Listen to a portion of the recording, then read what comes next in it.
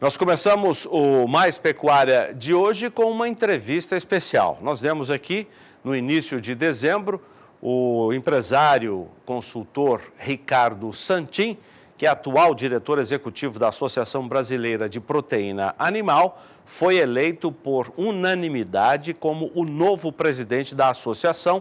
Ele substituirá Francisco Turra, que permanece na entidade. O Ricardo Santin é advogado de formação e mestre em ciências políticas, com uma importante participação no setor agropecuário nacional. Atuou na CEAGESP, no Banco Nacional de Desenvolvimento Regional, na CONAB e no Ministério da Agricultura.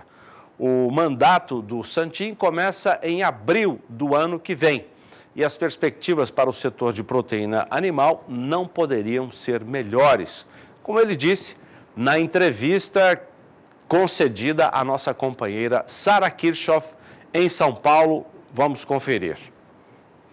Ricardo Santin, primeiramente, seja muito bem-vindo aos nossos estúdios do Canal do Boi aqui na Bolsa Brasileira de Mercadorias. Muito obrigado, Sara. É um prazer imenso estar com vocês. Agora, finalizando um ano bom, esperando que 2020 seja muito melhor para todos nós. Bom, Ricardo, então o prazer é todo nosso. Vamos começar falando da sua história na avicultura, né? Você está na avicultura desde 2007, atuou aí como diretor executivo da Associação Brasileira de Proteína Animal nos últimos anos e em abril assume a presidência da casa. Que momento, né? Muito bom, é um momento que para mim é uma honra muito grande poder ser o representante de um setor que congrega 4 milhões e 100 mil pessoas trabalhando numa cadeia de gira que ajuda a alimentar mais de 160 países no mundo, que ajuda a matar a fome de pessoas pobres, de pessoas necessitadas no mundo inteiro, lugares onde não se pode produzir. O produto brasileiro chega lá para ajudar a segurança alimentar desse país. Então é um momento de muita honra, ao mesmo tempo de muita responsabilidade. Como você falou, eu comecei como assessor do Turra quando chegamos na ABEF em 2007, depois fusionamos com a União Brasileira da Avicultura e depois com a Abipex, fazendo então agora a BPA. É uma história aí de 12 anos onde trabalho junto com o presidente Turra, construindo muito.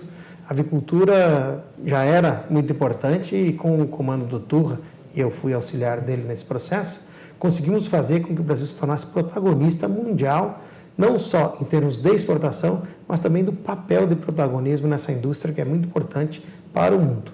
Francisco Turra, que esteve aí à frente da BPA por muitos anos, fez um excelente trabalho, como você bem colocou, e que continua ainda dentro da BPA, né? Sem dúvida, o Turra vai ficar como presidente do Conselho Consultivo, eu nomeado como presidente a partir de abril, mas vamos continuar trabalhando junto, continuando com essa dupla que fez sucesso até aqui na visão dos nossos associados. A gente conseguiu fazer muitas modificações positivas, as fusões, a criação, a consolidação dos setores de aves e suínos e ovos em uma só grande entidade fez com que o setor tivesse mais voz, fosse mais vocal para o governo brasileiro e para os países com os quais a gente tem relação.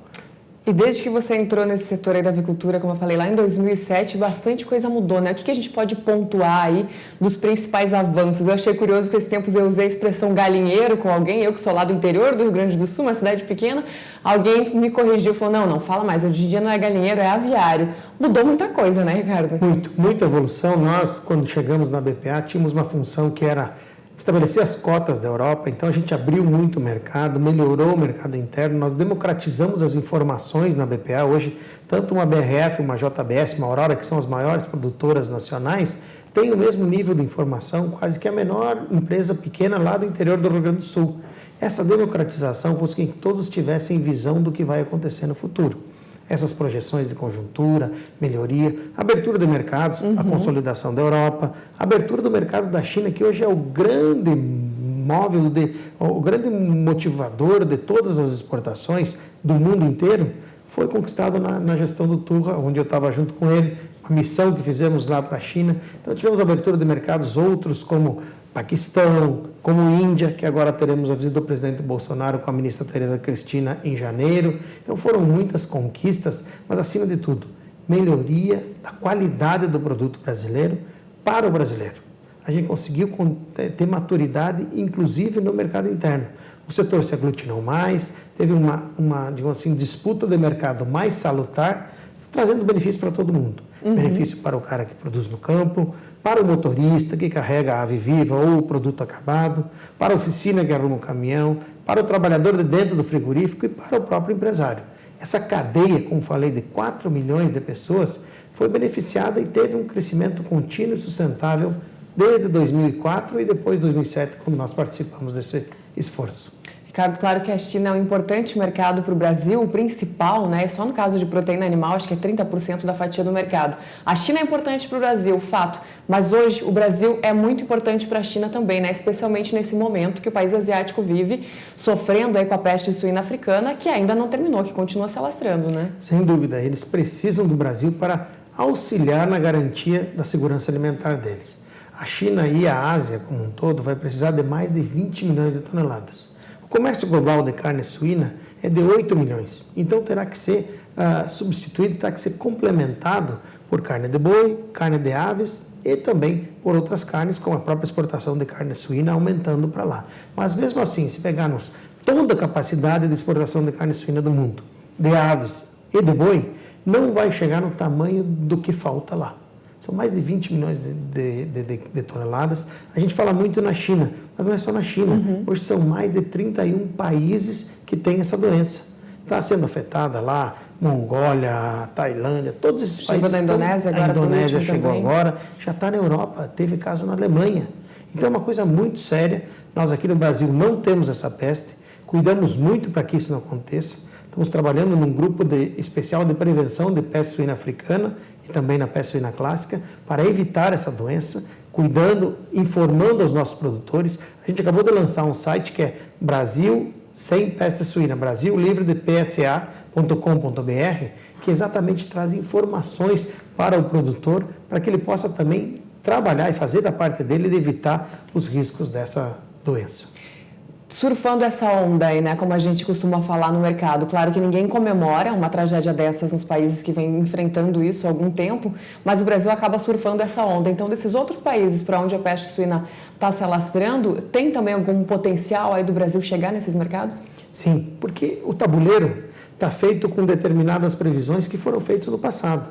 A gente não tira suíno ou frango da gaveta. Eu preciso ter uma avó que projetou o crescimento de uma mãe e que projetou o nascimento de um animal que depois vai virar carne. Então, esse processo, no caso do suíno, é muito mais alongado.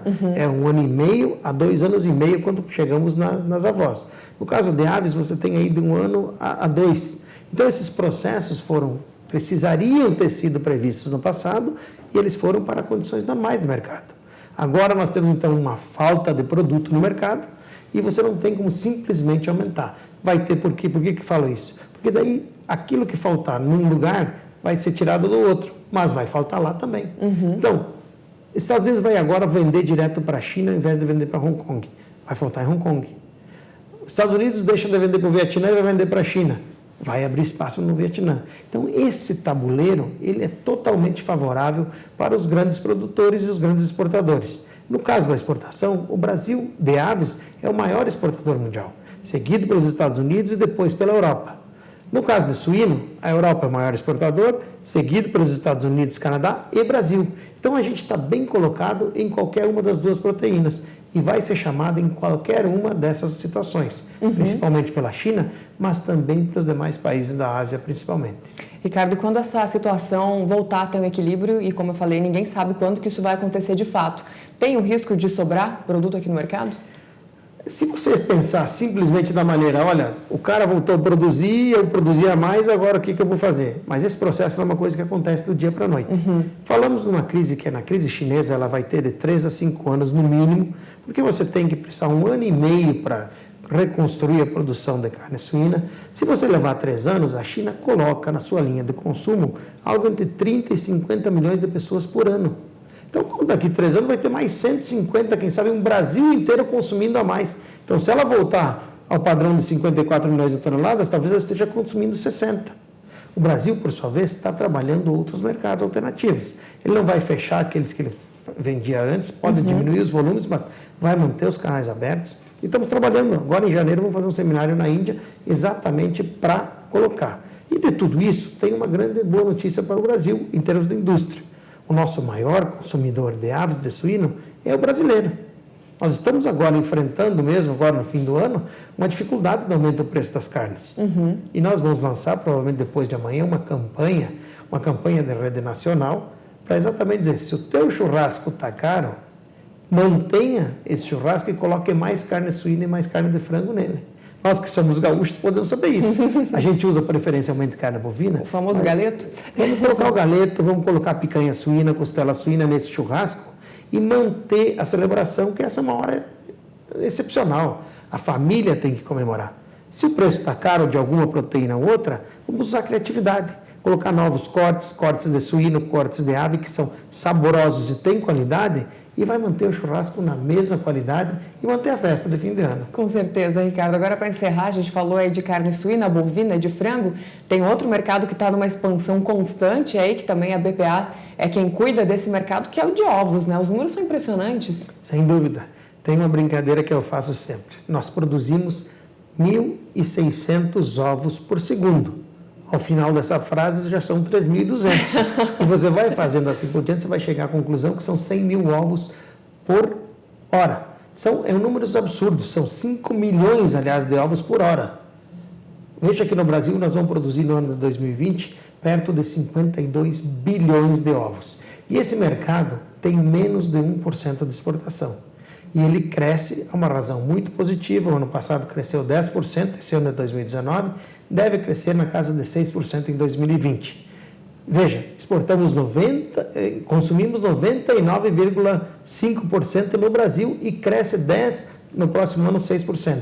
É sinal que o brasileiro está comendo mais ovo. Por quê? Porque ele se deu conta que o ovo não produz colesterol, o ovo faz deixou bem. De ser o vilão, graças a Deus. Exato, deixou de ser o vilão e mais do que isso, é o segundo melhor alimento disponível na natureza depois do leite materno. Então, o único risco que tem de comer muito ovo, eu brinco, é o cara ganhar uma medalha olímpica, como fazem os nossos atletas.